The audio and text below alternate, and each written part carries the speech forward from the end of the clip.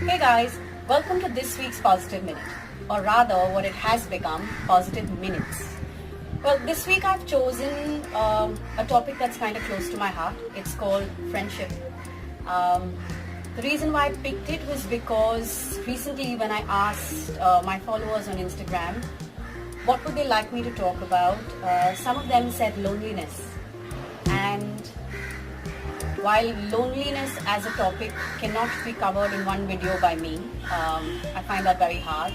But what I can do is over various videos put out different things we can do to keep ourselves from feeling lonely, or rather on some days even embracing that loneliness. So I'm starting that off with the word friendship. How many friends do you have?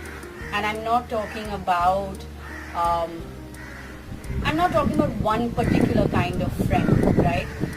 The way I see it in life, we must all have a whole bunch of friends. Every person in our life serves a different purpose. Every person in our life comes in with a different reason. And we must have somebody for company for all the different things that we love to do in life and love about ourselves in life. This is a very Bombay thing, okay? I mean, at least I feel that. While growing up, I had a whole bunch of different set of friends. I had building friends, kids that were living in my building, in my apartment building, kids that I grew up with. We had bus friends, school bus friends, kids from different classes and different batches or divisions, all on the same bus route to school. Kids who were my friends from school, my classmates, my batchmates. And then I had tuition friends, those that I met from different schools or different areas because we all went to the same tuition. Right from a very young age, I have always had many friends, different sets of friends in different parts of my life, right? As I grew up, the school bus and the school friends were replaced by train friends, yes, people I commuted with, and college friends. Then the train and college friends, maybe the train friends stuck around for a little longer because we graduated from college and eventually ended up taking up jobs and yet taking the same train in, right?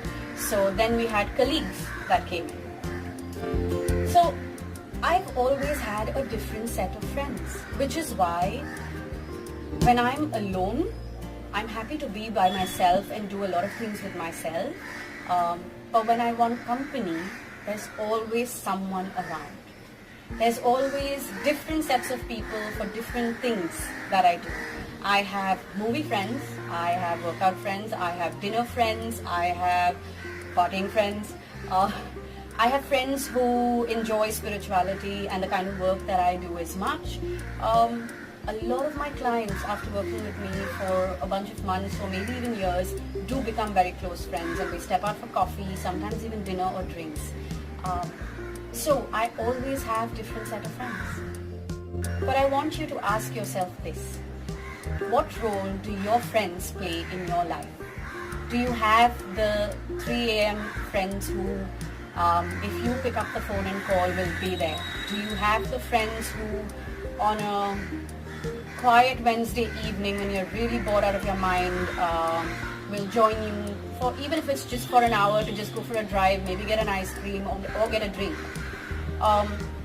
What kind of friends do you have? You know, in my books, friends are a support system that none of us can do without. And we must all always have lots of them. Some you will know from childhood, and some you will know as you become older. There is no age for making friends. And I say this because I'm 37, and at 35 I met 3 of my closest friends. I'm constantly meeting new people, and I'm constantly allowing people into my life, and I'm making my way into theirs. There are genuine friendships that I nurture based on the values that I have, based on the life that I live, based on my interests. Do you have that? And if you don't, that is something that you want to start investing in immediately. I have to say this, when it comes to friendship, I've been extremely blessed. I remember when I lost my mom, the night that she went, I was stepping out to call the nurse to check her vitals because we knew she was no more. And as soon as I opened the door, one of my closest friends was standing there outside.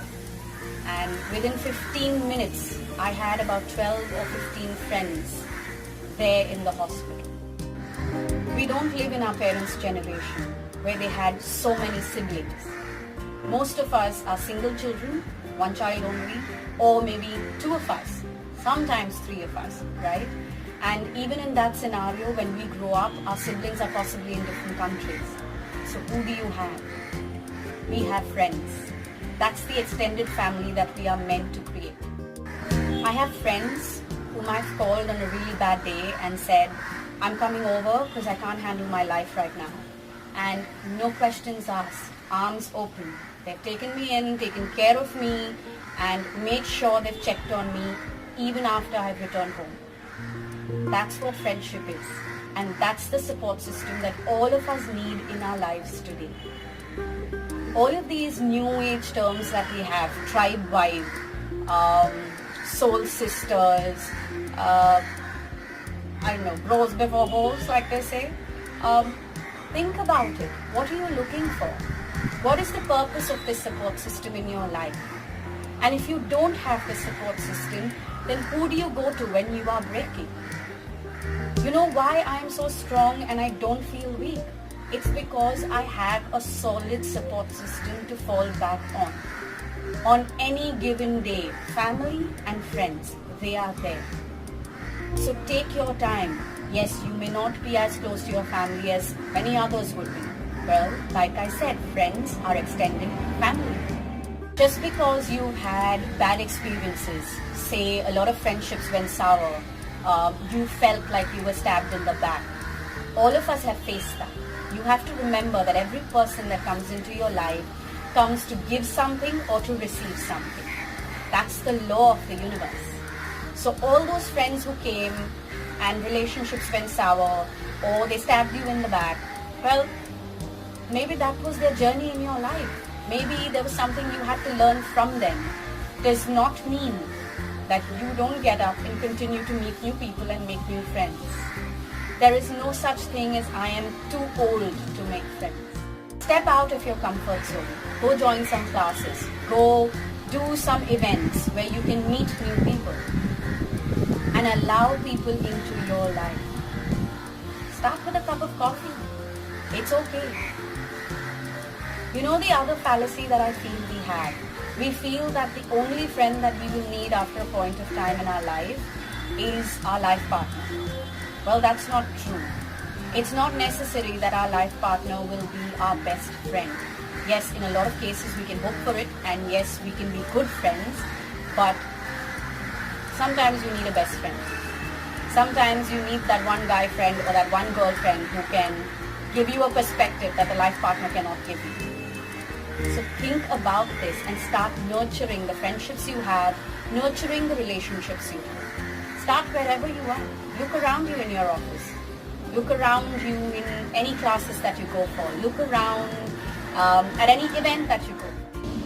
Every friend in our life is a blessing. Every friend who has come and gone is a lesson.